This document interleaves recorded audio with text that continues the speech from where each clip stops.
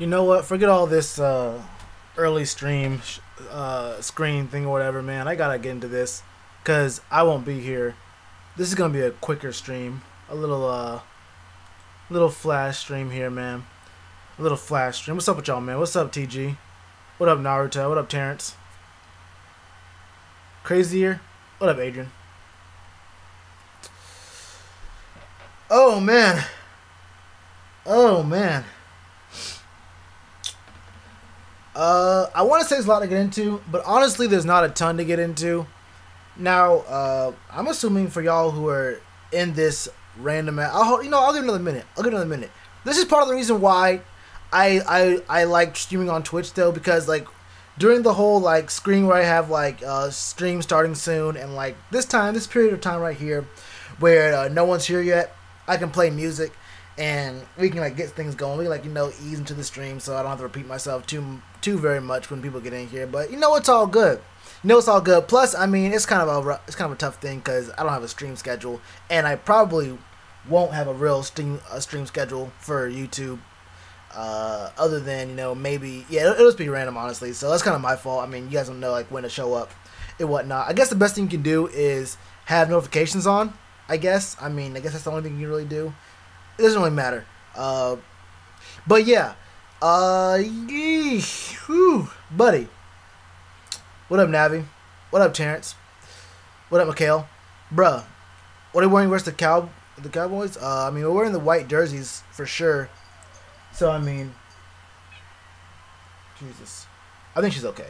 But we're going to probably wear the white on white, honestly. I don't see us getting too crazy. I'm not gonna lie. If you saw my video I just posted today, I talked about. Oh, I didn't watch put it in the video, but the pinned comment is, look, those jerseys from last night, they weren't fire like that, boy. They weren't. I like that we went for it. We really did go for it, but I think the jerseys would have been a lot better if we wore black socks. Like it was a night game. Was it a night game? Yeah, it was a night game, and we had the black pants on. I mean, we could have at least gone for the black socks, but yeah. I was talking to someone last night, and they said that with the white tops, the black pants, and the blue socks, it looked like a little league, like a Pop Warner team called the Huskies. Like, yeah, there's a Huskies in every state. I was like, no, there's a team called the Huskies in every county, and he was right. We did like any other random Pop Warner team called the Huskies. Yeah, that's just what it looked like. I would have rather had the black socks there. The blue socks made it look kind of goofy. It looked a little bit. It's like we did a little bit too much. We did just a little bit too much. And it was, I mean, it looked cool. I mean, the other jersey combinations look cool, but yeah, with the blue socks made it look a little bit too much. And I'm not even sure if white socks would have made it better either. But I think it's good we went for it. I'm just glad we went for it, because you never know. I mean, at least we know now what basically every color combination of jersey would look like. So that's cool. That's cool. What up, Tab? I'm gonna get into that in a second. I'm on the page right now. Look, man. Look. Hold up. I'll show you the top. I'm on that page right now, man. This was just announced an hour ago. Although the app site, what was it? No, actually, you know what? I got that 20 minutes. Never mind. It's all good. But yeah, I'm gonna get into that in just a second. Well, no, we're just like doing a little something beforehand. What up, Roscoe? We should wear those uniforms we wore against the Pats. Was that the blue tops with that was game 3, right? Yeah. So that was the blue jerseys with the black pants. Those are dope. Yeah, those are dope. But we only wear the blue jerseys once, and that's week 8 or 10 versus the Ravens. And at that point, you may as well go blackout. I mean, wait. Yeah, no, that's the blue jerseys, yeah. And at that point, yeah, you may as well I guess we should go. Well, depending on how they do it, because they said to begin the year that they weren't going to do color rush. So that only leaves us with blue on white or blue on black. Unless they completely 180 and actually do color rush, which, I mean, I don't know why you'd even announce that you wouldn't do color rush. Like, especially since the league allows you to wear your alt jerseys 3 times this year instead of the 1 time from previous years. I don't know why you wouldn't want to do color rush. or why you'd only have your blue jerseys one time in the regular season. But yeah, I mean, I guess the blue on black would be the best option.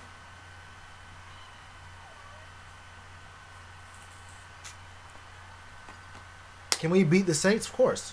What do you mean?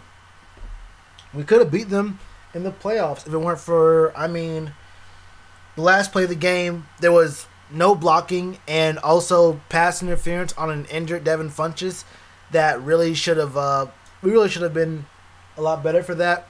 Not to mention, what was it? Was it Mike Adams? It was Mike Adams, I think, who intercepted Drew Brees on 4th and long, and we ended up starting 20 yards further up the field than we would have been if he would have just knocked it down. Like, he caught the ball, realized it was 4th down, and tried to drop it real quick, and it counted as an interception. Like, we would have been in a much better position. But, I mean, it was a no call. Not good blocking on that last play. Mike Adams, we would have been straight. But, yeah. I mean, I think we split with the Falcons and Saints. I don't think we're going to sweep either one of them. It doesn't really matter to me if we sweep either one of them. That's not, I mean, I'm not the kind of person to, like, to feel good about a sweep if we only win one playoff game or, like, no playoff. We get the playoffs and don't win anything. So, I mean, like, it's not a big point of, like, oh, man, we beat you guys twice in a row. Although 3 times in a row is a little bit sad. I ain't going to front. Look, I ain't going to front. Getting beat 3 times in a row by the same team ain't that nice. But my only response to those people who said that would be, look at your record for the last 5-6 years. I mean, since the Saints won the Super Bowl, they've been as close to mediocre as possible. As close to trash without being actually trash. Anyway, man. Falcons 2. Anyway, let's get to this story real quick because, look. Oh, man. Something tough. Something real tough. There's some good things here taken away and a few things that I'm not too happy about. All right, yo. All right. Let me throw this down here. All right, cool. So, today, 6:26, almost an hour and 15 minutes, an hour and 20 minutes ago, Max Henson himself wrote this article. I swear, man, being one of these site writers, I want to know how much these guys get paid. What is up, Brody? Hold up. Give me a second, bro. Hold up, bro. You trying to dip out? What's up? No? You good? You want me to follow you out? Alright, well, I'm going to see you in a second. Come back in? No? Alright, bet. Alright, check it out, though.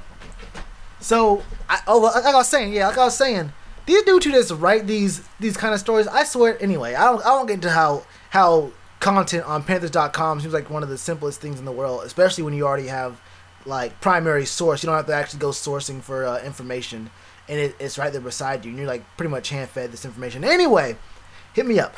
Anyway, first cuts for today. They let go of 17 players when they didn't even have to do actual, like, first. I don't understand it, bro. I don't understand it.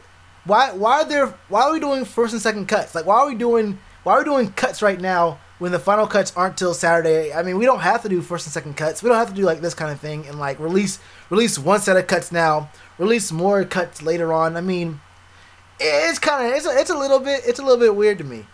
Also, look, there's 17 that's cut. He doesn't mention at all for, like, the casual fan how many players were on the team before. Was it 90? Do we have a strong 90? I know there's like 90 spots basically, but do we have 90 players and we let go of 17 to give us 73 players? And then that's like, why wouldn't you put how many players are still left? And honestly, there's no like, I understand they're doing this is just basic like journalism or whatever, but I feel like if you work for the actual site, for the actual team, you get a little bit of leeway with what you can say in the actual article, talking about a little bit of opinion or some kind of slight, I don't know, some kind of like additional information here other than the bare minimum. This is what this is, the bare minimum. Either way, man, 17 players, including Kenyon Barner, but there's no mention. I'll say the names first. Tracy Sprinkle, D.N. Sterling Bailey, Richie Brown, Chris Fry, Ladarius Gunter, who I was actually kind of gunning for, which means, I mean, oh, he's gonna get picked up somewhere, I think. Demetrius Cox, I knew that was gonna happen. Alex Carter, Blaine Clossel, which means we're probably gonna pick up a left tackle because he was our only backup left tackle. We only had two left tackles on the squad, and I don't think at any point, I don't think we had Jeremiah Searles playing left tackle, if I remember correctly. And he wasn't listed as left tackle in any of the three spots he was listed at. I think he was listed at left guard, right tackle, and right guard. So we're probably going to pick up a left tackle when people get cut here. And I guess Blaine Costle hasn't been the nicest guy out there at all, to say the least. So that means we probably have our eye on some other team's left tackle right now. Yeah, not just an OT, a left tackle. Norman Price, Cam Serenier, who wasn't doing that great, and also the other, oh yeah, Evan Bayless did better than him, and Jason Reese. So I don't think we're going to keep either one of these three tight ends. That's all good. Bug Howard, Rasheed Bailey, okay. Quintarius Eatman and Adam Bisnawati. Okay, these are all names that are, honestly, I could have called all of these. Maybe I said Blaine Clossel. I would have cut Blaine Clossel, but the only reason in that video that I did that I didn't say, I didn't say that Blaine Clossel was a for sure cut was because, like I said, he's our only backup left tackle behind Matt Khalil. So it's a little bit tough. It's a little bit tough to get rid of a left tackle when you know that's the spot you got to be looking at. It's like, I don't know how much I feel. I look, it's kind of like you're in a bad relationship with someone, but like you really can't afford to live on your own. So you have to stick around in the apartment with them because like you really at the time you're like, man, I don't want to be with this person, but it's the options right now for finding a new place to live ain't really all that nice. So look, I'm going to stick to it for now, save my money, and find a better situation when I can, but that's how I felt with Blaine Clossel a little bit. So, Bashad Breeland's out there. I don't think our secondary is even close to the biggest worry right now. And plus, we're not going to sign Bashad Breeland. Bashad Breeland, first of all, he's being offered way more money than we can offer him in the first place. And number two, he does not like the Panthers right now. He does not like the Panthers. And for good reason, honestly. For good reason. I think we passed on him for good reason, and I think he has a bad taste in his mouth for the Panthers for a good reason. So we're not gonna pick up Bashad Breeland. And second of all, we need a safety more than we need corners. I feel like, honestly, it doesn't really matter. To be real, I mean, you can pick up anyone. But I think the real spot to pick up, the first spot we pick up is gonna be someone on the O-line. Deshaun Hall or Brian Cox Jr., who should get cut, doesn't matter. I mean, if it's only one, if it's only one of the two, is there much of a difference? Is there a huge difference between Deshaun Hall and Brian Cox Jr.? I mean, is it a maybe trade for Eric Flowers? Yeah. Look. First of all, Eric Flowers is starting in New York. Secondly, Eric Flowers is terrible. Third of all, it should be first of all, Eric Flowers used to play left tackle, and he was literally the worst left tackle in the league. Literally the worst left tackle in the league. And so bad that I thought he was gonna get released, not just traded, but released by the Giants. They moved him to right tackle, where I think he's never played. I think they have Nate Solder. Was it Nate Solder or the kid they just drafted there right now? But I think it's Nate Solder. They moved him to right tackle when he should have been dropped. I shouldn't have even read that out loud. Yeah, Eric Flowers is big trash. Yo, Eric Flowers is big trash. Who said they finally caught a live stream? Shout out to you, Brody. Who said that? Mine Andy, what's up with you? What's up with you? Quicker you cut helps them find new jobs. Oh yeah, I agree. Yeah, the quicker you cut help them find new jobs. I agree with that. But I mean, why have several different cuts? I mean, I think you already know because the coach said there was only like 5 or 6 spots left on the team. Which you have to think about that. I mean, like I said in my video, there's 53-man roster, right? So 22, so there's 11 players on both sides of the ball. So you have 11 for your starters on offense, 11 for defense. They're backups, both of them, so that's 22 for both sides. That's 44, which leaves you with 9 spots left on the team, right? You have a kicker, a punter, and a long snapper, right? So that's 47, leaving you with 6 spots on the team. So when he said there's only 5 or 6 spots left in the squad, that wasn't really saying anything. You start off, you already know who your starters and backups are going to be, basically. And then you have a 5th receiver, right? So that's already only 5 spots left in the squad.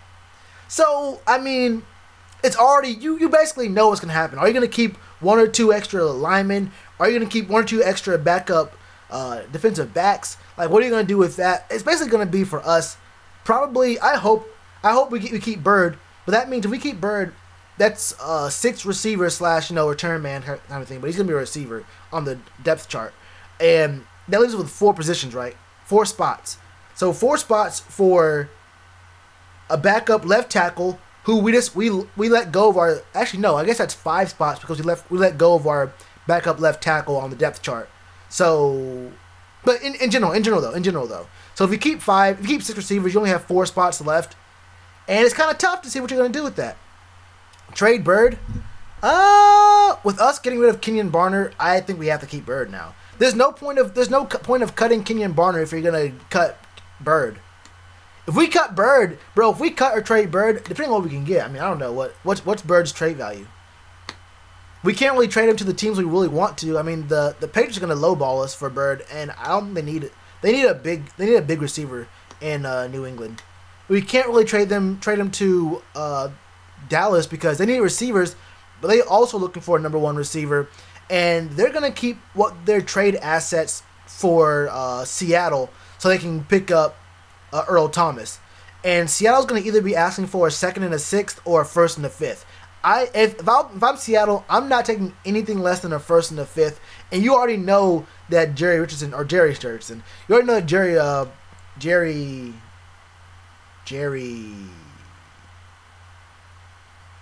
What is that dude's name? What's his name again? Jerry.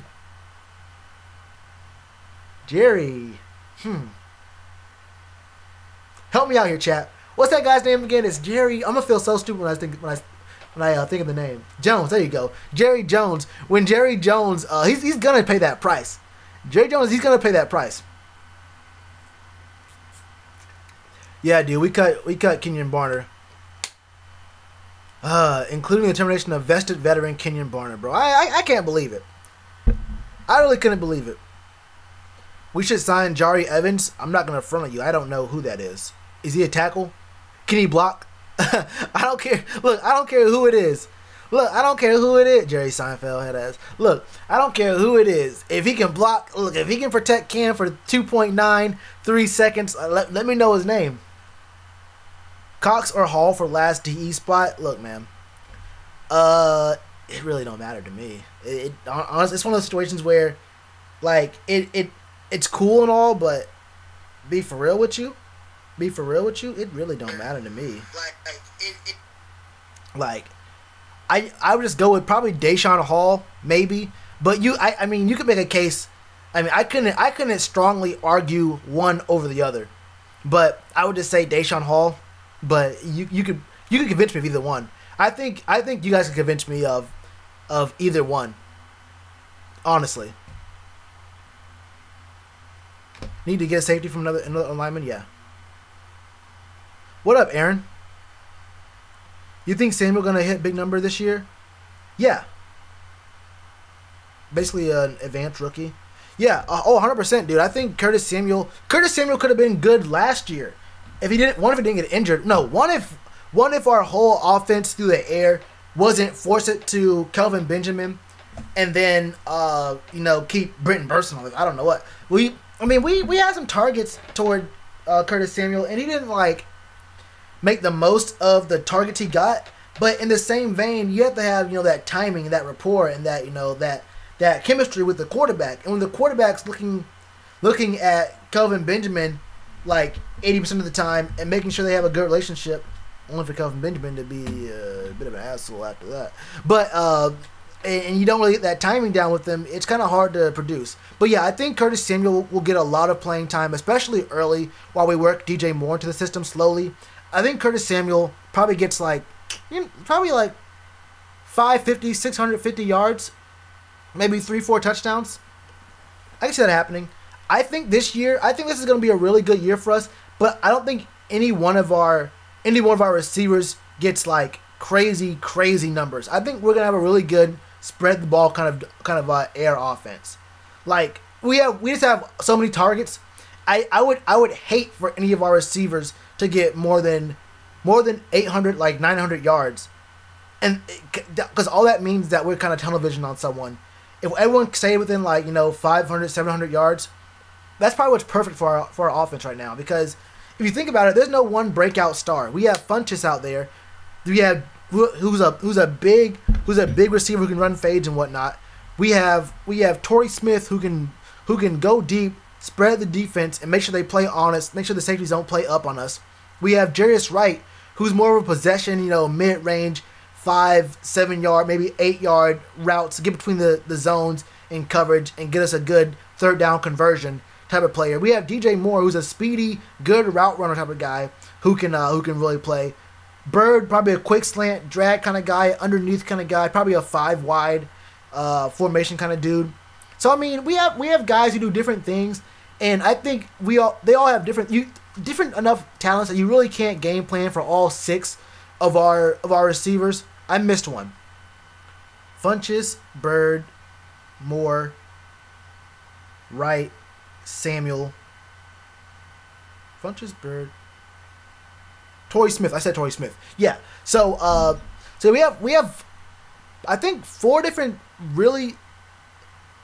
Bird, I guess you can consider. I think we have 5 different play styles. Honestly, Torrey's hands are questionable. I don't agree with that.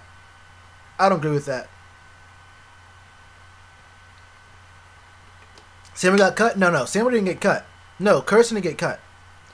The only big name player that really got cut was I don't want to call him big name, but the only guy who really got cut was Kenyon Barner.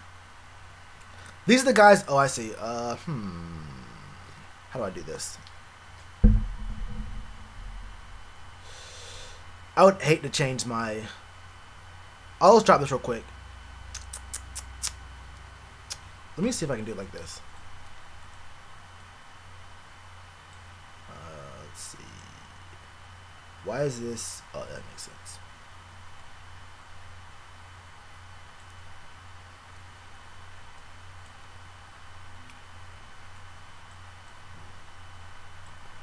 Yeah, I'm gonna just like for a little bit. Actually, know what I'll do?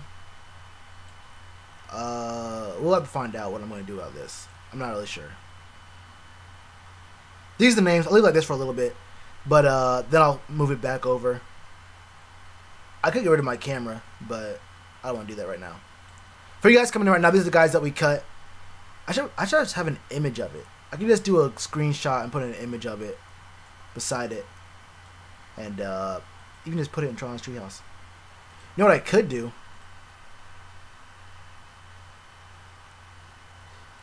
You know what I could do is this. Hold up.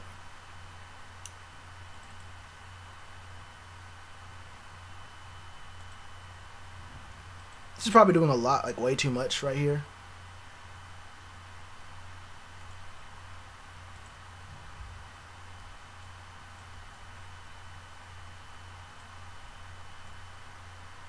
Can you guys even see this? Hold up.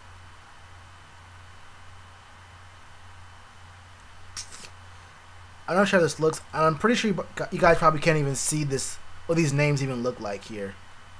If I extend it any more to like actually make it viewable, it's all good. I'll just keep it in the browser. We'll figure that out later. We'll figure all that stuff out later. Either way, no one of like really big name or whatever or usefulness really got cut other than Kenyon Barner, and I think that Blaine Clossel being cut is semi big news. But yeah, I think Blaine Clossel getting cut is semi big news. Elijah Hood, I don't think he did. I don't think he wasn't cut, but I think he's probably gonna be on IR. I don't see us dropping Kenyon Barner to keep Elijah Hood. And I like Elijah Hood. Don't get me wrong, I like Elijah Hood. But there's just no way. It's one of those things where you ask me if I would rather keep Elijah Hood or Kenyon Barner, and I'm laughing at you. That's on everything. I can upgrade at safety. That's cool and all. Yeah, I agree, because we're getting lost in coverage. I'm serious when I say that there was multiple plays this preseason. I didn't watch everyone's team play, obviously not, but I mean, I didn't in the games from the other teams that I watched. I didn't see their backups being like 20 yards lost. Like it's like if you want to, like, we had these guys, we had our safeties out in like too high, and then they were playing the middle of the field, like in hook zones, like they're playing the seams. Like we should be having them like play up the field, up the sideline deep, and they're playing the seams like 15 yards away from where they should even like pretend to be playing. We need George Iloka. He already signed to the Vikings, I believe. I think George Iloka already signed to the Vikings. That was like a week ago. Cam 2018 MVP. I mean, you already know that. Hood, hometown kid. Yeah, but I mean, that's being a hometown kid only gets you so far. And I need a hometown ring. Is what I need. I need a hometown Lombardi. Do you feel me? I'm trying to get me a hometown Lombardi. Do you feel me? If we lose Mike Adams, yeah, it's gonna be tough. It's gonna be real tough. That's the bad thing about our team right now. We do rely on a lot of old players who aren't even like really top. Mike Adams, I won't hit on Mike Adams like that. I won't hit on him. It will get you to the practice squad. What do you mean? Oh, it's you on the practice squad. Who's gonna win the Rookie of the Year? Well, I did a video saying that DJ Moore really could win Rookie of the Year, but you know how people do. You know how it happens, man. First off, now I think about it, I think that DJ Moore, after seeing him some more, he'll be more of a I don't want to say role player, but I think we have a lot of options on offense for receivers that he probably won't get a ton of the shine that we thought he was going to get. He won't be like number one receiver for 16 weeks. And honestly, it really depends on how soon the Browns activate Baker Mayfield for me. If he starts, because they're gonna start Tyrod Taylor early, but I think that if Baker were to start week 3, maybe. I mean, it could be tough. It could really be tough. Will it be Saquon? I'm not 100% sold on Saquon. He's nice, he's dope, but you gotta prove it with that line first. Because the thing is, if I'm anyone who plays the Giants, this is my game plan. I'm loading the box. I'm keeping at least 7 in the box, making you and at least bluff blitzing a safety, and then double teaming OBJ and telling Eli, beat me with your arm, and we're gonna double team OBJ. Beat me with your arm with anyone other than OBJ. And you know what? If you want to run the ball. Run the ball, please, against 7, sometimes 8 in the box, and we'll just double team OBJ and throw it to anyone else. I need you to throw. I want the ball in Eli's hand. I want Eli Manning to be passing that rock. I need that pigskin in Eli Manning's hand. Either that, or I mean, if we can't stop Saquon Barkley with 7, 8 in the box, then he deserves Rookie of the Year. He deserves MVP. To be real with you, I mean, if Saquon can handle 7 men in the box, 8 men in the box with consistency through 16 weeks, look, hey, give him that crown early. Give him that crown early. Oh yeah, also Evan. I always forget Evan Ingram when he's a burner, bro. I do always forget Evan Ingram. I do always forget Evan Ingram when he's a goon. I ain't gonna front. Evan Ingram, I actually have a lot of respect for him. Munderland and Cameron Artist Payne gotta go. Yeah, that's my next thing. Is why what. That's the point I wanted to make first when I first got on the stream. When I say, look, hey, if you want to get a job, if you want to, prove your worth, it's not always about your skill. It's not always about your skill. It's not always about your skill. It's not always what you know, it's who you know. And it looks like Cameron Artist Payne's been networking. It looks like Cameron Artist Payne he's been in the front offices, talking to people, being really friendly with people, because there's just no way I keep Cameron Artist Payne over Kenyon Barner. So if Cameron Artist Payne is not cut on Saturday, I don't know what to tell you. There's just no, he has not proven anything to me. And being the third guy when he could have been the second guy last year, look, it's not much you can tell me about Cameron Artist Payne. that I couldn't have gotten with Kenyon Barner, especially since Kenyon Barner can also field kicks and punts. Yeah, Cohen was drafted to replace Captain. I agree with that, but we got rid of Ladarius Gunter too. We can't get rid of Ladarius Gunter and Captain Munderland, because the way the depth chart works out, we would have I think we only have 5 corners, 4 corners. Yeah, we got rid of Alex Carter and Ladarius Gunter, and I think we only started off with 7 corners. So if we got rid of Captain Munderland as well, we'd only have 4, and that means 1, 2 nickel, and then only 1 backup for a corner, and that's not a good thing at all. Lamar Jackson will start over Flacco. I think that Lamar Jackson isn't ready yet, but he will be starting. He will start eventually this year. But I mean, Flacco looks like he's been motivated this year because of the new rookie there. So I mean, look, they're gonna be bad either way. I mean, I'm not gonna front on you. I'm not gonna say like they're gonna be nice this year, but look, they're gonna be bad this year. They're gonna be like 7-9, 8-8, which for the Ravens want to be good every year. Jackson will get his start, but it won't be week 1. Should we go for Breeland again? No. For a lot of reasons, mostly because Breeland would never sign with us. Bashar Breeland does not want to sign with us anymore. Even if we wanted him, he wouldn't sign for us, and he would demand way higher than we could ever pay him. Plus, his demand is already higher than we can really play right now anyway. Joe Webb, another squad? Yeah, I really miss Joe Webb. He's not better than Taylor Heineke, but I like Joe Webb a lot. Joe Webb was on the Giants last year, I think, right? I don't know where he is now, but I know he was on the Giants last year, I believe. Bills? He's in the Bills? We need a backup QB. He's not going to cut it? Well, I mean, who are we going to get? I like Josh Dobbs, but any quality second-string quarterback is going to cost money. And that's not even close to our real concern. I think we all understand that if Cam goes down, the season's over. But right now, our thought is O-line. I mean, even with Cam up right now, our O-line and secondary aren't going to cut it right now. So we can't be worried about if a guy gets injured, if our quarterback gets injured, how are we going to handle that and look at that first when we only have a few spots on the squad left. Really, I think it's only 4 spots in the squad left if we keep Damiere Byrd to be worried about, another backup quarterback. Although it wouldn't be taking away a depth position, but we got to be worried about, picking someone up. Rather have Khalil or Moten at left tackle. Moten, but Khalil probably start. You have to start Khalil just because he's getting paid so much. You have to let Khalil lose his job. You have to let Khalil You have to let Khalil try to convince you he's good still, because you just can't. You paid him too much. You paid him way too much to not let him. You paid him way too much to not let him at least, be up there.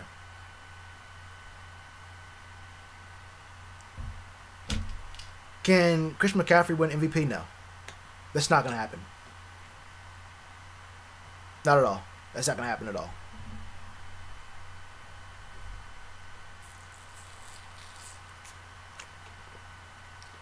Oh yeah, I agree he's not going to go down. I don't think Cam's going to go down either. But he asked if we should get a better backup quarterback. And I said even if Cam does go down, that doesn't matter, because we have to worry about what the immediate problems are right now. We can't worry about what ifs with things that may or may not happen. Khalil's not healthy. You're assuming he can play. Currently he cannot. What does that mean? What do you mean I'm assuming he can play? The coaching staff saying he can play. What do you mean? What do you mean? I mean I'm not telling you the dude can or can't play. I'm telling you what's gonna probably happen. They're probably gonna start Matt Khalil because we paid him. If we weren't gonna play Matt Khalil, he'd be off the squad right now. I mean, there's no reason to keep him on the roster right now, other than his high pay, and we can't trade him because he's not good, and his contract is so bad that there's no real trade value. You can probably get a 6th for him or a 7th, but is that worth it? I don't know about all that. Eric Reed would look great. We can't afford Eric Reed, I don't think. We can't. Well, I'm telling you what's not gonna happen. I mean, I'm gonna tell you what's gonna happen, bro. I mean, I'm not gonna tell you. I mean, I can tell you what's cool and all. I mean, if I was the one running the ship, I mean, we wouldn't have dropped Kenyon Barner. But I'm gonna tell you right now, there's literally no point in keeping Matt Khalil if if he's not gonna play, and that's just what's gonna happen. He's gonna play. I'm not saying I agree with it. I'm telling you what's gonna happen. Now, if you want my opinion on it, I mean, Moton should probably play at left tackle, but I'm telling you what's probably gonna happen, and that's that Khalil is gonna get his shot to lose his job or keep his job.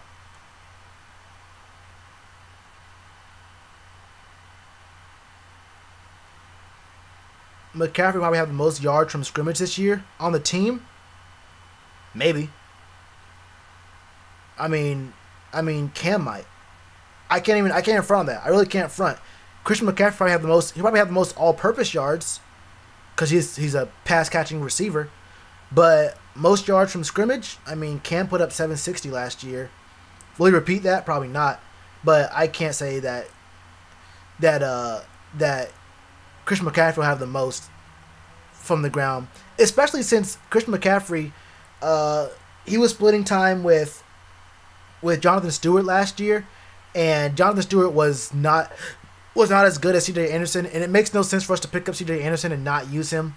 So it's going to be, it won't be a 50-50 split. It'll probably be something like a 46, probably a 65-35 split between the two, which might leave Cam to have a little bit more yards or somewhere even. But I mean, Christian McCaffrey might lead the team in yards for scrimmage, but it won't be by a lot. I don't think it won't be something crazy.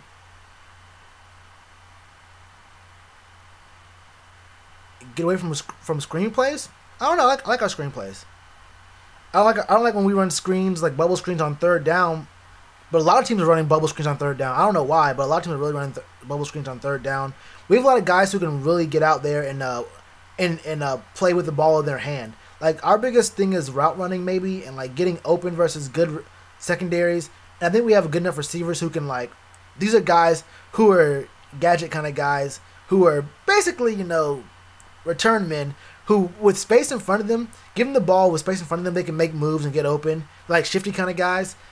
They're not like over the top, route you up kind of dudes.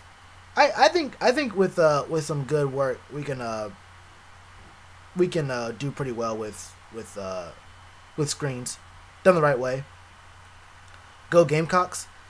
I might start doing videos on UNC Charlotte football. We're gonna lose if I showed you. Hold up. Give me a second. Hold up.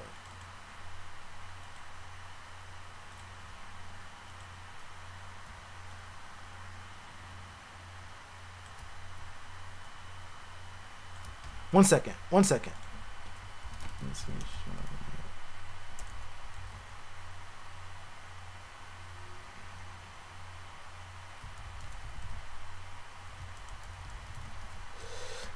I went to the wrong thing. Hold up.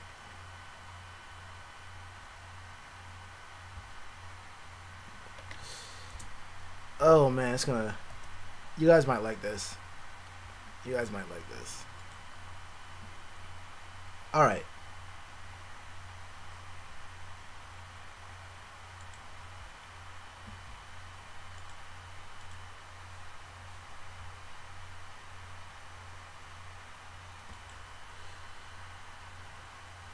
You in Charlotte? No, I used to live in Charlotte.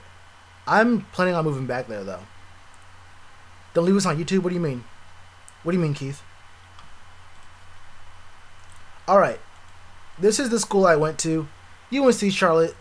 We got football. I was there the first year they got football. And I was there.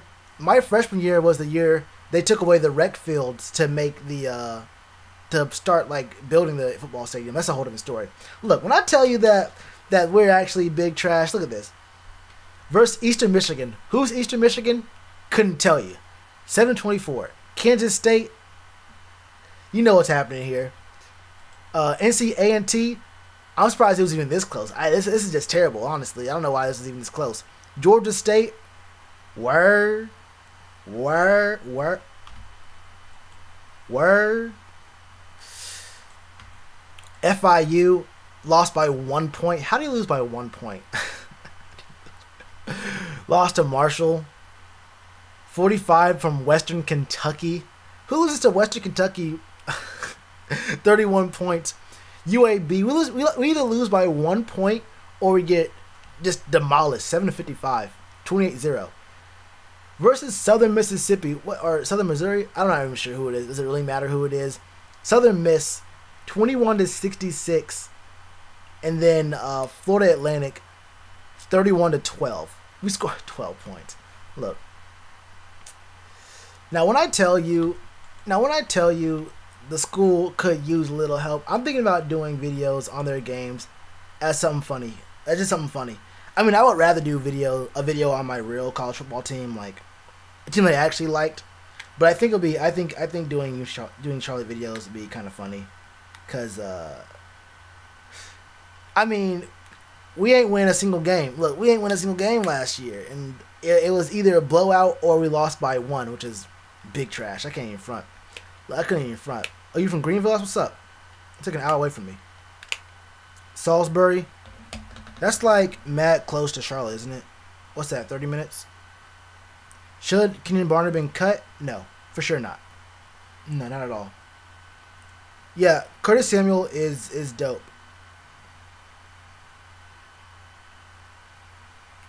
Gamecocks 2018 SEC champions. Hold up. So pump the brakes. Pump the brakes just a little bit, Kimosabi. Kimosabi. Yeah, it may be a little something different. That SEC might shake out a little different. It may shake out a little different than what you were expecting. I don't want you to, get your hopes up, but look. Kick and punt returner, probably Demir Bird. But if he gets cut, then probably Curtis Samuel. Maybe DJ Moore. I wouldn't really mind DJ Moore returning kicks. I'm not even sure about that. Probably Curtis Samuel, Christian McCaffrey. But Demir Bird, if he makes the team, it'll be him.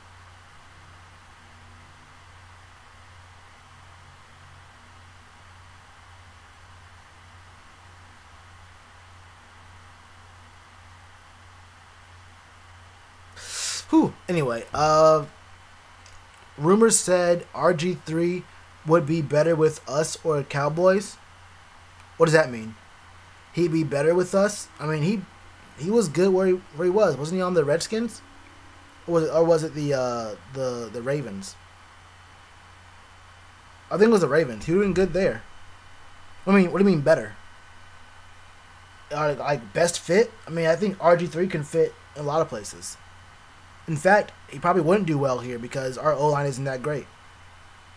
And this man, he's mobile, but he's also injury prone, so he probably wouldn't do all that well. They just picked. I mean, those are the only other two teams other than the Seahawks with a black quarterback. So I guess that's kind of a low effort. Whoever wrote that article you read, it's kind of a low effort assessment to say, oh yeah, this black quarterback who's kind of mobile will be good on another team with a black quarterback who's kind of mobile. I mean, he could be good on the 49ers. He could be good on the Rams. Anyone's good on the Rams. So I mean, he could be good on a lot of different teams that don't have a backup. But RG3 wouldn't be good with us. I don't think he needs an O-line. Skip Bayless says a lot of things, and Skip Bayless is usually wrong. But Skip Bayless is also not very serious about the things he says. I think he knows. He's in the entertainment business. He doesn't have to, tell the truth, because he understands that his brand is about getting headlines and about people talking about what he's saying. And honestly, like, just telling straight reporting isn't all that interesting. So I mean, shoot, even if Luke wasn't the best linebacker in the game, I'm gonna tell people that Luke is. Even if Cam isn't the best quarterback in the game, I'm gonna tell people he is. I mean, he's a fan. He's a fan of a team talking up his favorite player. And honestly, I mean, that means nothing to me. He said that Dak Prescott is the top 5 quarterback in the league. I don't care what you say about Sean Lee. Sean Lee's good. Sean Lee might be top 10-ish, maybe. Middle linebacker, I don't really know or care, honestly. But when you say that Dak Prescott is top 5 quarterback, if you say Dak Prescott's top 10 quarterback, if you say Dak Prescott's top 15 quarterback, if you say Dak Prescott's top 20 quarterback, then we have a little bit of a problem.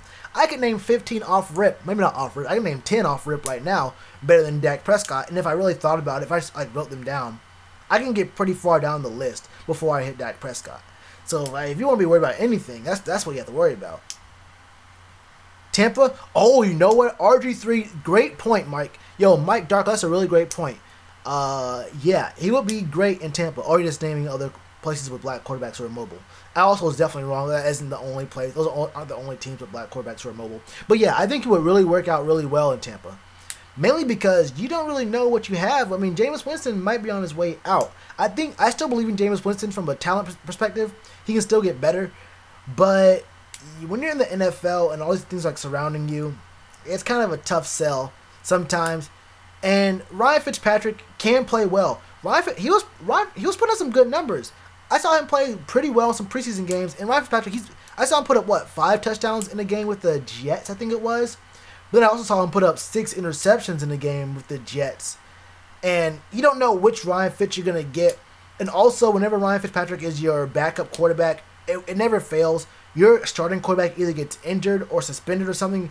Ryan always finds a way to get a starting role on your team. And that's tough. That's real tough. That's real tough. Skip said he's scared. Yeah. Skip Bayless said that we're tough. Skip doesn't really care about the Panthers at all. He doesn't care about if we're tough or not. What he did was he did something really smart. What he did was he made an impossible, or he made himself like the perfect situation. So if the Cowboys lose to the Panthers week 1, he can say, look, the Cowboys lost to a tough team. We were never even expected to win that game. No one thought we were going to win that game. So it's all whatever. Like, it doesn't really matter that we lost to the Panthers. It doesn't really matter. If the Cowboys beat the Panthers week 1, he can say, look, my Cowboys overcame outstanding, crazy odds and had an upset win week 1 against those tough Panthers. Skip doesn't really care about the Panthers, and it shows because he never mentions the Panthers ever. He hardly mentions Luke Kuechly ever. I mean, he's not all that high on Cam Newton. So what makes it so tough if it's not Luke Kuechly? If he thinks that Sean Lee is I mean, it's a whole a mental kind of thing he can say. It's good for content. If there's one thing that Skip Bayless is good at, is creating content, not just in the moment, but setting himself up for great content later down the road, which is what he did there. Did the Bucks improve through the offseason? Couldn't tell you. I don't know. I mean, they're always a good team. The Bucks were good. The Bucks have always had not always, but the Bucks have had a good roster for a while. For at least the last 2 years. Do they improve? I didn't watch enough of their games. And plus, hey, I don't know. Our biggest threat is Zeke. Yeah, that's the only good player. Do we save any money or credit when we put a high paid player on IR? I'm not 100% sure how that works out. But I know I used to know how that worked out with how much you have to pay a player when he gets injured, and like you can't like cut a player or like get off the hook for paying a player if they just get injured. You can't like just cut them and like not pay any money. I'm not sure how much it cuts against the cap or how much it counts in like dead money, all that kind of stuff. I couldn't tell you without looking it up right now. I don't see Ian Thomas on the app. What does that mean? But Ian Thomas is our backup tight end. I mean, I don't know why. I don't know why I asked. What do you mean by that? Ian Thomas isn't going anywhere. He's our 4th round pick, and and then the tight ends are Greg Olsen and Chris Manhurts. If we don't have Ian Thomas, Ian Thomas is 100% safe.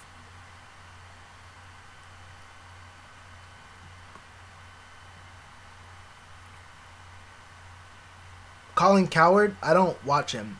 He says a lot of dumb things, and I don't respect a word he says. He's the Skip Bayless for a different demographic of people.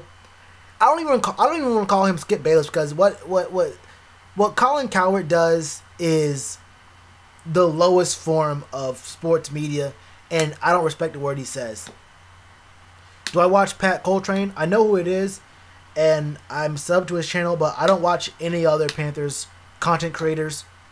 Just cause I don't want to be influenced like by things they say. I don't want to like copy things they say, whether like intentionally or unintentionally.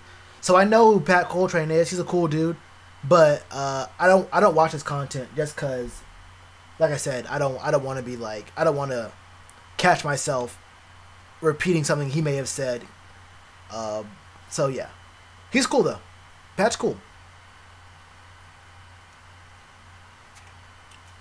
Manhurts is overrated? Is he? What's Chris Manhurts rated as? Is he overrated? Is anyone saying Chris Manhurts is good? I don't think I've seen anyone call Chris Manhurts good, or anyone who has an actual anyone who's ever said anything about Chris Manhurts. If anything, he's just a guy. He's just a guy on the team. Is he? I think he's the third string. I mean, he's a third string tight end. I don't know how overrated as a third string tight end you can be. But I mean, as far as third string tight ends go, I think he's all right. I think he's there. Someone who was underrated though was Ed Dickson. Ed Dickson came up last year. Ed Dickson, he got the money he deserved. Actually, I don't know what his contract was, but Ed Dickson deserved whatever money he got, maybe and then some. He came up. Now say what you want to do about Ed Dickson, but I don't know anything about Chris Manhurts, to be real with you. Cut Matt Khalil? We can't. We really can't. We paid the man too much. Look at Matt Khalil's contract and the dead money that will be on the roster. If we look, you gotta. It's a bad situation, but we're stuck with the man. I'll tell you right now. He was washed up. Who's washed up? Chris Manhurts? Y'all have some highs. Y'all have some really high standards for a third string tight end. Wait. Who do you want for your third string tight end? Can he block? I think Manhurts can block decently enough. Like, hey, what do you want this man to do? You want Chris Manhurts to go out and do and get you 400 yards through the air as a third stringer? We'll be straight. I mean, he'll come in, block a little bit on two tight end sets, maybe a jumbo set. You never know. But I look. Only really had one good game. Ed Dickson filled in pretty well. Wait, what? Wait. Serenay and Eric Bayless. Was that his name? Eric Bayless? It was Ethan Bayless? Evan Bayless. I don't know what to tell you. Cam Serenay was all right. I mean, you really couldn't convince me that Cam Serenay, Evan Bayless were significantly better than Chris Manhurts. I don't even think. I mean, look, I don't even know what to tell you, man. Oh, is Brendan? It's Brendan Mann. How do you pronounce Brendan Mahone's name? Is it Brendan Mahone? Brendan Man? I haven't heard. I mean, honestly, I guess our telecasters have been saying it wrong. I don't really. That's not a big deal. We need Philly to win Thursday. Man, I want to be in charge of my own destiny. I don't care what the Falcons do. I don't care what the Eagles do. I don't care what the Vikings do. I don't care what the Saints do. I don't care what the Rams do. Look, but when it's Sunday or Monday or Thursday, but when that black and blue is on the screen, that's what I care about. Let the Falcons do what they do. You know, they can win or lose their games, but look, we're gonna do what we have to do. That being said, they took an L on Thursday. That being said, the Falcons took a little bit of an L on Thursday, you know? Yeah, Steve Smith is really high on DJ Moore. As he should be. We settle for too low of talent? Dude, are y'all really this pressed over a third string? We got bigger concerns. Look, we got way bigger concerns. We don't need another receiving tight end. I mean, if anything, he's the perfect tight end for us. He's a blocking tight end. Greg Olsen is a capable blocker, but he's mainly a receiving tight end. Ian Thomas is a raw rookie, but he's really good at receiving. I don't really know. I can't really say too much about his blocking. He's probably decent at blocking. But from what I've seen, Chris Manhurst is a really good blocker. And I mean, we don't need much more receiving from him. We don't need 3 receiving tight ends. If anything, I think you guys are kind of happy to have a tight end who can block. I mean, I think you guys are kind of glad we have a blocking tight end out there who can, do a thing or two. But yeah. Wait for next Sunday. Pronounced man. Is it really? Oh, well damn. Oh, well. Hey. I hope Brendan ain't too mad at me then.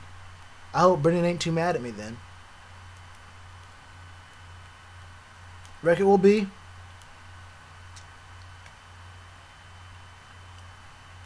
I'll do a video series on that, previewing all the games, but we can go 11-5 again. It really depends. It's kind of hard to say, honestly. Like, I know what our best case, probably best case, we go 11-5 again. I don't see us only losing 4 games. Look, I don't see us, I'm going to be realistic here. I don't see us only losing 4 games. But on the same breath, I'm not going to pretend that I have the ultimate confidence in our O-line and secondary. Like, I can say what, like, as being an optimistic fan, what I think, but I'm not gonna boost the squad right now and say 13-3 is 100% doable. Like I'm confident in it. You feel me? Like I feel like as a fan, you want your team to do as good as possible, but you have to be a little bit realistic here with what we have, and it's not looking great. I think 11-5 is what gets back to the playoffs this year. 14-2 is our highest peak. I mean, why not go 16-0? 14-2. 14-2. I mean, look. I guess it's good to it's good to be optimistic. But I mean, if we're talking about highest ceiling, I mean, if we're gonna go 14-2, to say 16-0. I mean, say 16-0.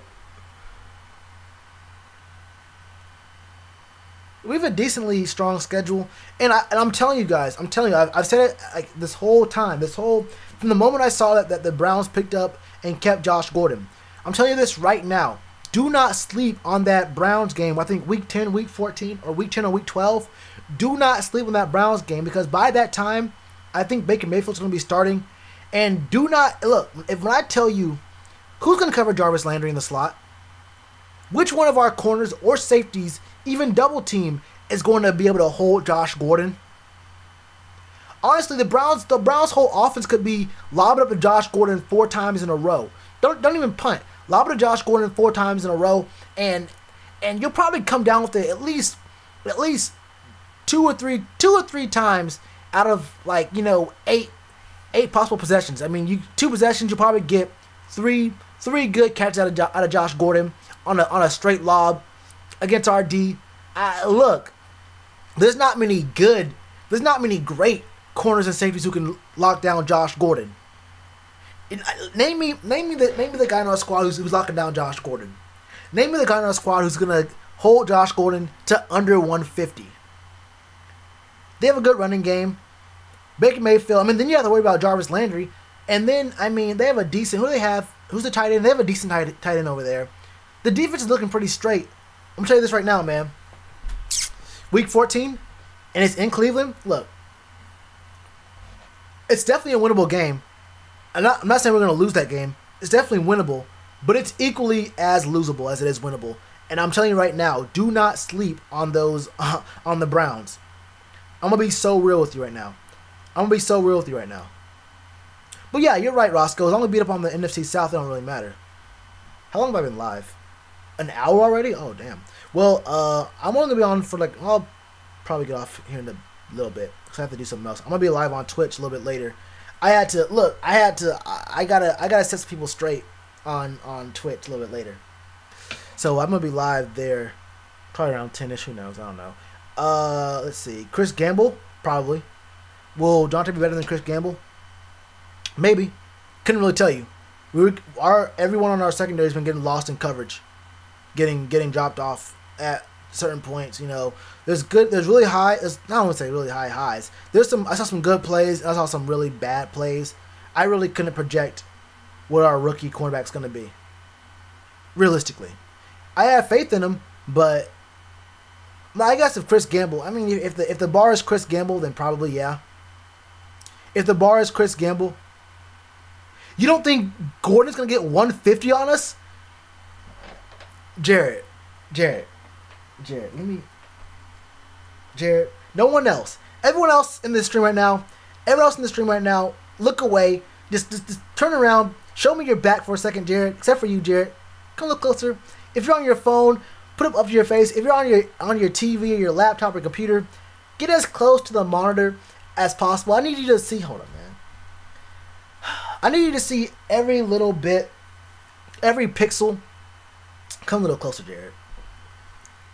When I tell you that Josh Gordon is a man, when I tell you that Josh Gordon is probably the biggest physical specimen in the league right now, when I tell you Josh Gordon is as real as it gets, probably the second most dominant receiving force in the league beside maybe Gronk.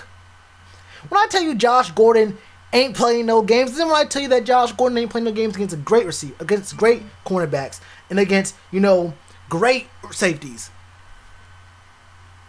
Who on our team is holding Josh Gordon? Who on the squad is going to hold Josh? If your name isn't there, you can come back and watch the stream again. I thank you for your patience there, and handling that, giving me some one-on-one time with Jared. When I tell you that Josh Gordon is that guy, when I tell you that Josh Gordon is that guy, oh man, we can keep Josh Gordon from 150. I hope. Ooh, man. I wouldn't bet on it, though. I wouldn't.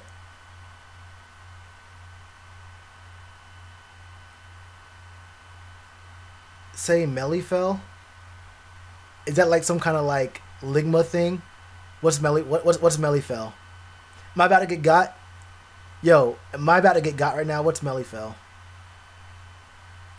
Do I play games on Twitch or just go to IRL? Right now I'm doing IRL, but I'm gonna be doing I'll be playing games once Call of Duty drops. So in November I'm gonna be doing games. I used to play, I don't know if you guys know this already, but I used to play Madden a lot on Twitch. Madden and 2K a lot. I might get on 2K again. I don't know.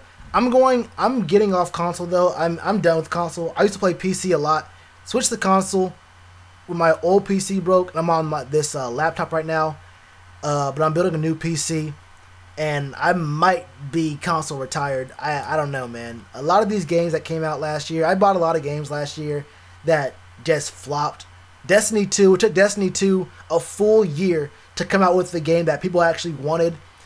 So, I mean, yeah, it was about this time last year that Destiny 2 dropped. It's been trash for a full calendar year. That was bad. Call of Duty World War II was horrible. That game died the minute it came out. And that's the whole reason why Fortnite was so good. Fortnite got so popular because literally every game publisher dropped a bad game. Everyone dropped a bad game last year. I'm gonna be playing. I might play Red Dead if they port it. Will I get ported to PC? I'm not really sure. But if Red Dead gets ported to PC, I'll play that. I'm gonna be playing Division 2. I played Division on stream last year. I'm gonna be playing Division 2. I'm gonna be playing Anthem when that drops. But yeah, he's a little hyped. Look, when I tell you, hey, I understand. Look, hey, we'll talk about it. We'll talk about it when the time comes. We'll see how these Browns game go. And, I wouldn't judge Josh Gordon off his first few weeks with Tyrod Taylor because Tyrod Taylor will not throw the ball deep. Tyrod Taylor will only throw the ball. He'll only be dinking and dunking. He only looks underneath. When I tell you in the preseason, it was like 3rd and 17, and I saw 3 different occasions in the same game where Tyrod Taylor threw a 3-yard drag. He threw a 3-yard drag route in the I think there was one time it was 4th down. It was like 4th and 12, and he threw a 3-yard drag. I said, bro, it's the preseason. Ain't no one's going to get mad at you. No one's going to get mad at you. At least try. I was like, look, bro, you can at least try, Tyrod. And that's why Tyrod's stats look so nice. That's why his QBR and his passer rating looks so nice, and why his His accuracy is so good, he does not try. He will not win you games. He'll just try not to lose games for you, but Tyrod Taylor will not win you games. Did I play the Prelude yet? No, I haven't yet. I haven't. I watched, do you guys know who Annoying is? Do you guys watch any 2K streamers? I watched Annoying last night. That dude's crazy. I'm trying to get on those kind of clout levels, you feel me? I'm trying to get on them levels where you get invited to EA events or you get invited to 2K events. YBN, which I won't get into how I feel about that. But YBN, he's like basically part of YBN, low-key. Cam over Luck, it ain't close. Yeah. What if we had Julio and Luck? Who cares about Andrew Luck? I mean, if we had Luck, he'd probably be getting injured. I mean, Luck's good. I like Andrew Luck a lot, but he's lost a lot of time in the league. He was handled so poorly by Indianapolis that he could have been the GOAT. I mean, Andrew Luck could have been better than Aaron Rodgers for all we know. But sucks they never put a line in front of him, and they wasted most of what his come-up could have been. If we had Julio, I mean, obviously, what do you mean what it? I mean, I don't want to sound like I'm like look, if we had Julio, we'd be a much different team. Big facts. I mean, if we had Julio, a lot of the stigma on Cam Newton, a lot of stigma on the Panthers as a whole would be so much different. Alex Smith, I like Alex Smith. I think when Alex Smith was when he was with an actual good coordinator, he played well. When he had Harbaugh, he played pretty well. When he had, who was it? Andy Reid in Kansas City, he played pretty well. But, I mean, he has a bad stigma about him, too. I actually believe in Alex Smith. Is he better than Kirk Cousins? I don't think so. But I actually do like Alex Smith a little bit. Not for my team, but I do like Alex Smith. He's a top 15 quarterback? 15? 12? 13-ish? He's between 15 and 10. You know what? As long as I don't put Jimmy G and Carson Wentz in my top 10, he might crack top 10. Probably around 12. Panthers vs. Pats, won the rematch, of course. Oh yeah, we'll definitely get some pressure on Baker. I don't know, Roscoe. Gano only missed one field goal last year. He did miss 4 PATs last year. Now that's kind of tough. That's real tough. So I don't know about that. Anyway, but yeah, I think he's straight. I think that was that time 2 years ago when he had a bad season. Luck's decision making is worse than Rodgers. Ty is underrated. I mean, that's like his only option. The thing about that is Andrew Luck had no run game. I don't think he ever had. I think it was a stat that said Andrew Luck has never played or has only had one game where he played with a running back who ever got 100 yards on the ground in a game. Like, think about that. Think about this. When teams know you have no run game, they know you have no O-line, so they just blitz you all game, and you don't have a chance to have good to read the field and read the defense and read routes and whatnot. What are you gonna do? You don't have any run game. You have no protection. What can you ask of the man? What can you ask the man? No, I think it's Andrew Luck's performance is mostly on the front office in Indianapolis. Jimmy G, yeah, I don't know. People are just high on him. It's a lot of hype. Carson Wentz honestly, I think Carson Wentz had a good first year. They just had no real weapons in Philly, so they said that Dak did better. But I can get to Dak in the run game, the O-line, and all that kind of stuff. But I think Carson Wentz had a good year his first year for a rookie with no real options. He had a good year last year, but he's not better than Cam.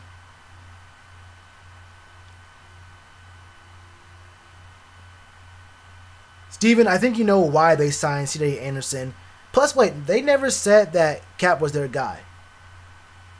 I remember the article you're talking about. The article you're talking about said that Cameron Artis-Payne will get all the opportunity in the world to prove himself. They said that Cap can earn his spot. But we had to sign someone. I mean, you're not going to just not sign anyone and let Cap. Cap is not good, bro. Cap's not good. I'm gonna be real with you. Cap is decent at best. He's not even Cap's ceiling is 3 yards per carry. Cap ceiling is, dude. Cap ceiling is 3 yards per carry. And that's big facts. That's big facts right now. Yeah, perform well in a contract year. I agree. I agree with that. I agree with that. The only thing Jimmy G can say is a Super Bowl ring. Doesn't he have 2? Does he only have 1, or is it 2? Shoot, he had a supermodel. He had a supermodel girlfriend. Look. Jimmy G can say a lot of different things. Look, Jimmy G can say a lot of different things. I'll tell you that right now. Jimmy G can say a lot of different things right now. Football related. You can say other things. I mean, honestly, he has a ring. He has a good contract. He has an amazing contract for only playing 7 games. I mean, shoot. Jimmy G got paid, got laid, got a ring on his finger. Look. To the other side of the screen, I'll just kill the camp right now. These guys, I'll actually just move it over because I'm going to probably get off here in like semi-soon. There aren't any real names on this list. You ain't got a one track man, yeah.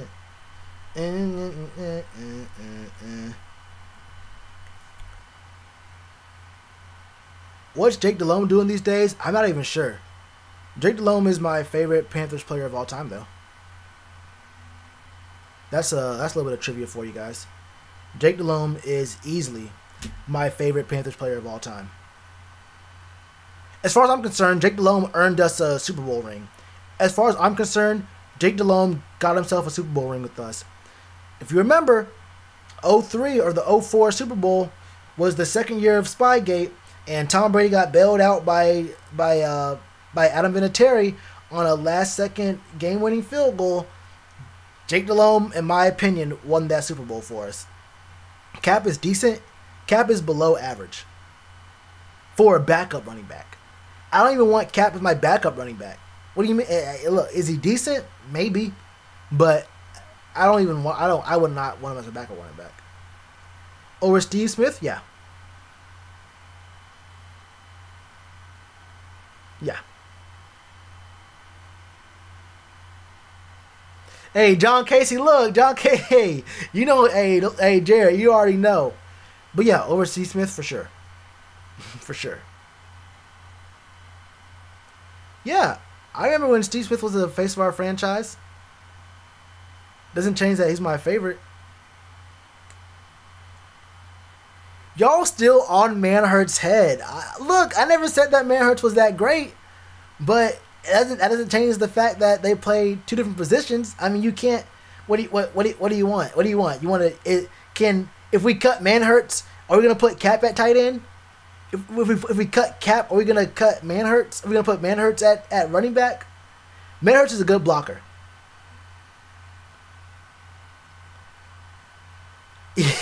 Y'all are at our third tight end's head.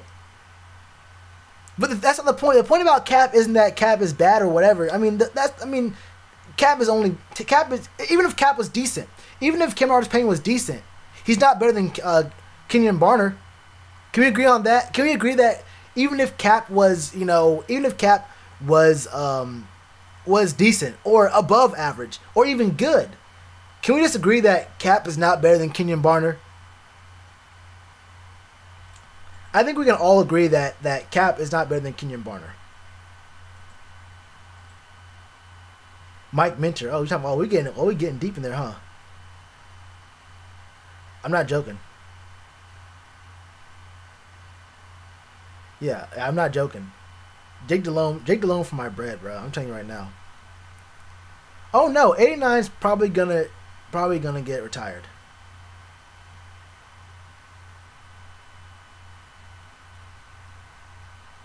Yeah, that's cool. I'm not gonna hold it against him.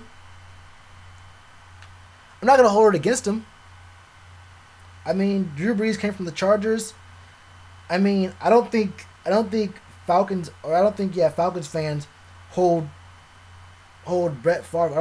I don't think Green Bay fans. I don't know actually what I want to say about this, but I mean, Brett Favre came from the Falcons. The only player, I'm going to end the stream on this.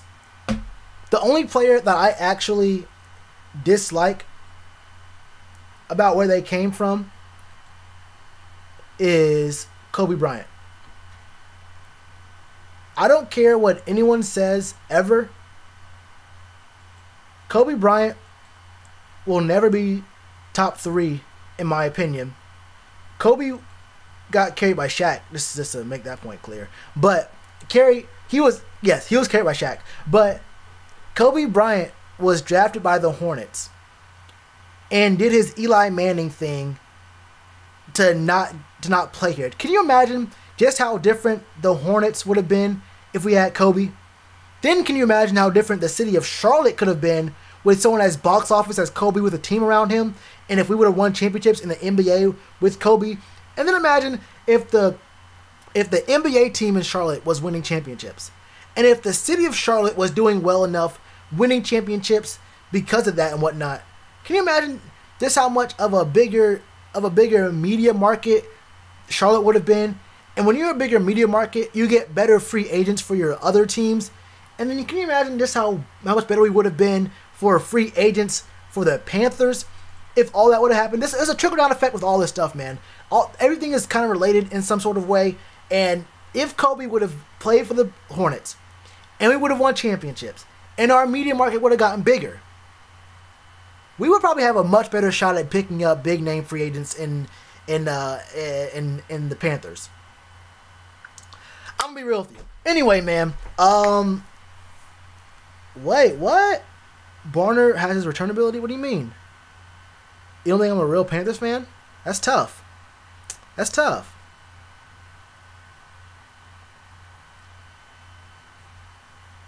Appreciate that, Roscoe. Appreciate that. Yeah, Dick's cool. How to catch me live again? Maybe just turn on notifications. Follow me on Twitch. I'll be live there as well. You guys really should follow me on Twitch, because I'm probably going to be doing my pre-games there. I'll still be doing streams here as well. And I'm not going to I do bad. I do horrible with, expectations and, a schedule. I really can't give you guys, I can't say Wednesday at 7 p.m. or whatever. Also, I don't even know when I know you guys watch other Panthers channels. I have no clue when these other guys go live. So I couldn't even tell you, okay, I'll be live here and be like, oh man, it might overlap with their stuff. I don't want to, crash in on, PNP, Pat Coltrane. I don't know. I mean, I think there's a podcast called Cat Chronicles. I ain't trying to do no shout outs or anything. But even if I was good at, keeping to a schedule and whatnot,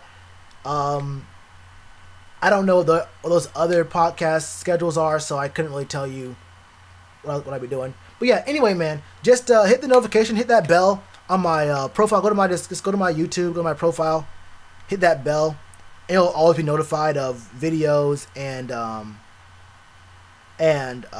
stuff like that. Hold up, if I put the chat underneath the overlay and then stretched, no, it doesn't work. Didn't think so. Alright. I'll figure this out because I'm pretty sure I can't read this, so I don't think you guys can read the chat either. Anyway, man. Start calling the whole game. I can't do that. Steve Smith is a top 5 wide receiver, if not top 10 at best. All time? Wait, did you say Steve Smith?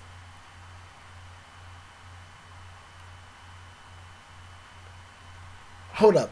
Hold up. Steve Smith is top 5. What?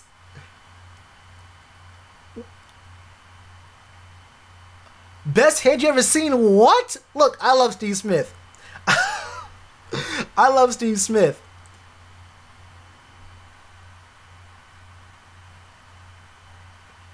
Did you ever watch Randy Moss? Better hands than Randy Moss? Look, I'm not gonna sit here and alienate myself from Panthers fans. I think when I said that Jake Delhomme was my favorite Panther player of all time, it may have gotten to your heads that I said that I hate Steve Smith, and that's not what I said at all. Wait, did you just say? Wait. Wait, he was given 7th. You not seen the video? He was given 7th of all time.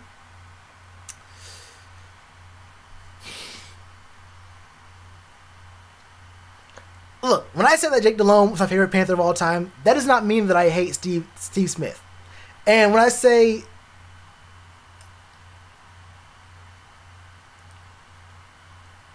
look, I'm not gonna say anything else. Look, I like Steve Smith a lot. Steve Smith did a lot of things with a less than great quarterback. If Steve Smith had Tom Brady, Joe Montana, look, if any receiver had Tom Brady, Joe Montana, Dan Marino, Aaron Rodgers throwing to them, Drew Brees. If you play with Drew, that's just how it works out. When you're a receiver or a tight end and you play with a Hall of Fame quarterback, you find yourself with Hall of Fame numbers. I won't front on that. That's just how the game works. You feel me? That's just how the game works. Like, I mean, when you're a third stringer on a team like the Patriots, you find yourself with a lot of jewelry. Like, there's guys on the Patriots who probably only play 3 snaps a year with like 3-4 rings on their fingers. You feel me? Look, I like Steve Smith a lot.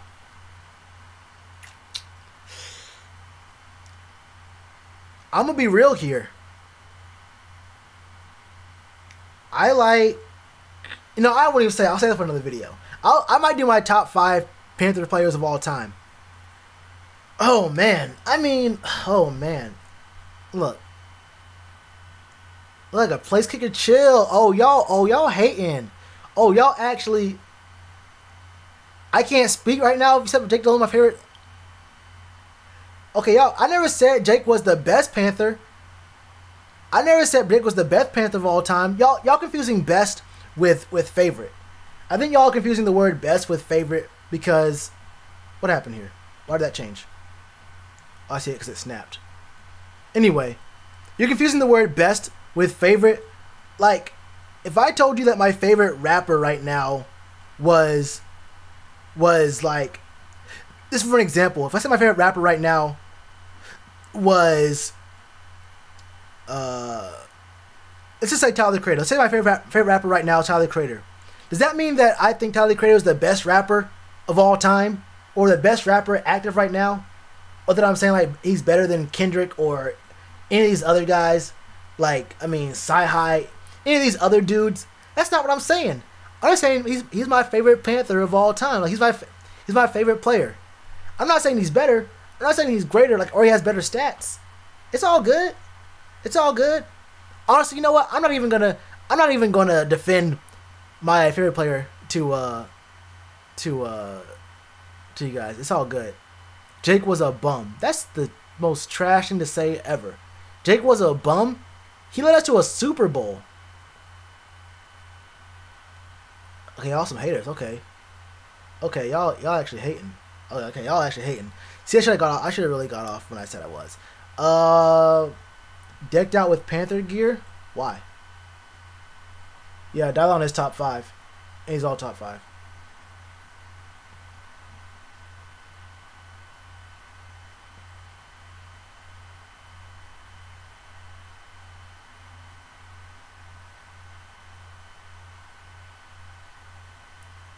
He hasn't done anything to earn it. I didn't say he was the best. Wait, what? He has to earn being my favorite? I never said he was top. I never said he was better than Cam, Luke, Julius Peppers, Steve Smith, or any of these guys. Wait a second. Wait, I think it's the thing when you say things, and it's kind of hard, because when people say favorite, they assume you mean best. Like, how can I put this? I mean, well, I guess Cam is my favorite quarterback of all time, but he's not the best. Well, actually, do I think Cam's my favorite? I do love Cam, but is Michael Vick my favorite quarterback of all time? It's between Vick and Cam.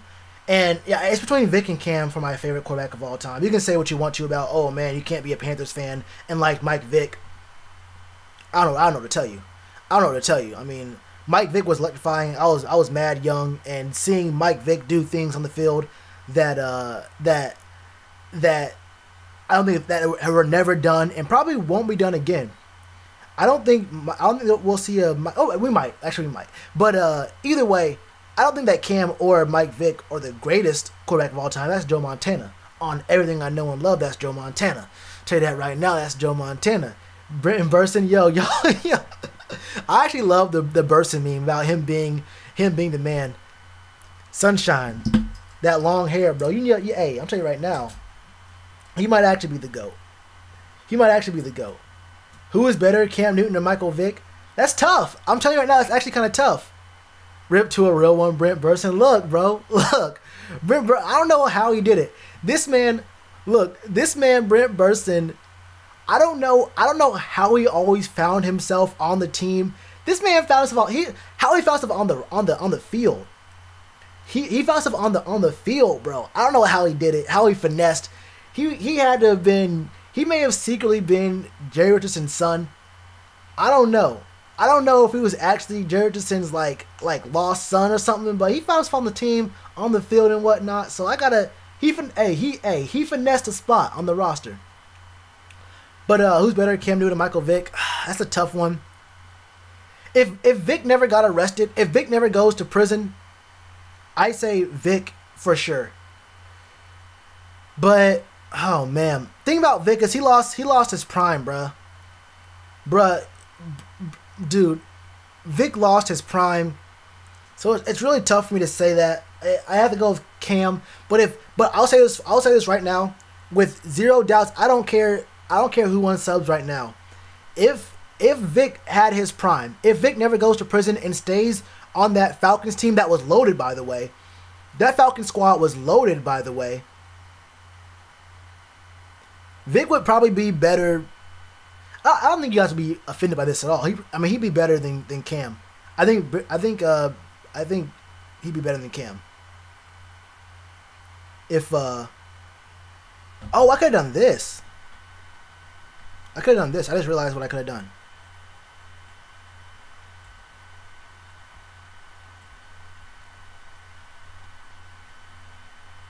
Oh, it is shift, but I think it's alt to drop this.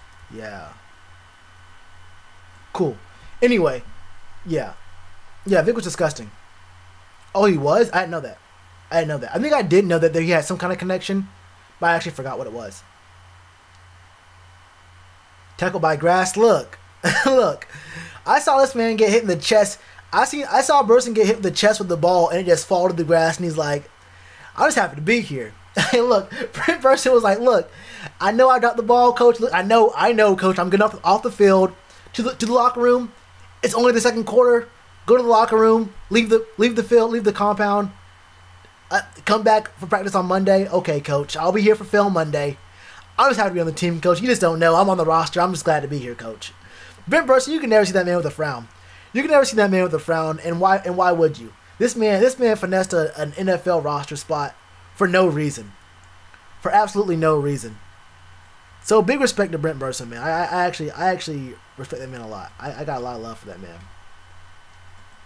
But yeah, Vic could have easily gone to the Hall of Fame. Easily, no question in my mind. Man, that dude could have been so much. That's tough. You were at Greg Olson's parents' house? What the hell? Dude, that's tough.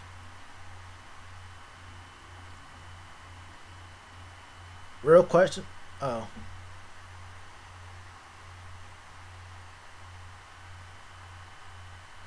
Wait, why did you retract that question and then Mikhail asked the same question? Oh. What's my real name? Who's better, D'Angelo Williams or Warrick Dunn?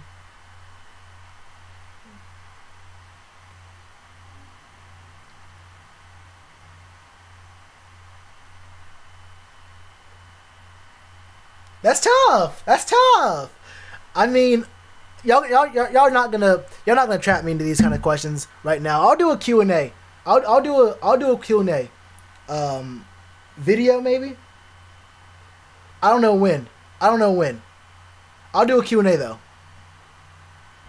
We gotta keep up a little bit of mystery. Yeah. Oh, definitely Newton over McNabb. McNabb can never win. Donovan McNabb had a dope squad. He had a actually my name is on my Instagram and my Twitter, I think. Y'all don't follow me on no Twitter, no Instagram, bro. I'm mad at you. Hey, you watch Soul too? Look, hey, it's tough. Hey, it really is tough. But yeah, Zeke ain't gonna do nothing. Yeah, McNabb had a good team. He was supposed to be a really good quarterback. He could throw. Wasn't he a lefty too? And he couldn't do the job. Oh, I'm Donovan McNabb. I can't be friends with T.O. T.O. hurt my feelings. Get T.O. out of here. Which T.O. did ruin that team a little bit. Let's be honest. T.O. was a bad teammate. Great receiver. All-time great receiver. Top 5 receiver of all time. Probably top 4, 5. Moss, Jerry, Calvin, T.O. Calvin. Who's 5? Can't say Chris Carter. Who's the 5th best receiver of all time? Who's the 5th best receiver of all time? It's hard to pick 5. It's hard to pick the 5th. Who would I put there? Who would you put? Who would you guys put? Wait, you don't think Calvin Johnson is better than Steve Smith? Dude. Wait.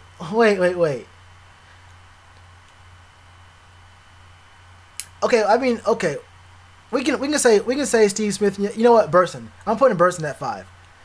I can't even say, bro. I can't live if I don't say Steve Smith is the best player to ever play the game. Look, I love Steve Smith. Look, I love Steve Smith a lot, bro. I love Steve Smith. But there's just no way I'm ever... What? I gotta get offline. You're right. Yo, Steven, you're right. You're right. I gotta get offline. Right now. If y'all think that Calvin Johnson was worse than Steve Smith, I love Steve Smith. And he was dope. He's a good receiver. He's a great receiver. He'll be in the Hall of Fame. I 100% believe that. He might be the best Panther player of all time. I'm not gonna get into it. I'm not going back and forth. Look, man, thanks for everyone who's in the stream right now, man. Shout out to y'all for being in the stream, being here for so long. Look, man, I'm glad y'all are here. I'm sure I lost a few subs by saying that Jake DeLung was my favorite Panther. I probably shouldn't have even repeated it there a second ago. But look, man, I'm gonna say it one more time. That's tough. Oh, actually, I do like Larry Fitz. I do like Larry Fitz a lot. He's not like flashy, but he's so consistent and his hands are so reliable. Look, this man's like 48 and he's still doing the job, bro. Yo, this man's 48 doing the job. But yeah, I'm gonna be off. I've been off for an hour and a half, bro. And the reason I don't go longer is because I'm on this laptop, and this, I don't know if you guys notice in the streaming and the videos and whatnot, sometimes the audio isn't great. But I'm letting you know, I have a really good mic. I have an amazing mic. I actually have a really great mic. The only thing is, the fan on my laptop is going hard body. And when I try to reduce the noise, it messes with the fidelity of the sound. Anyway, the whole point is, it gets kind of hot in the room sometimes when I do live streams. Either way, we'll do the thing. Thanks for coming to the stream, y'all. And I'll be live again at some point. I'll be on Twitch tonight though, in a few hours. All right, y'all. Check y'all later.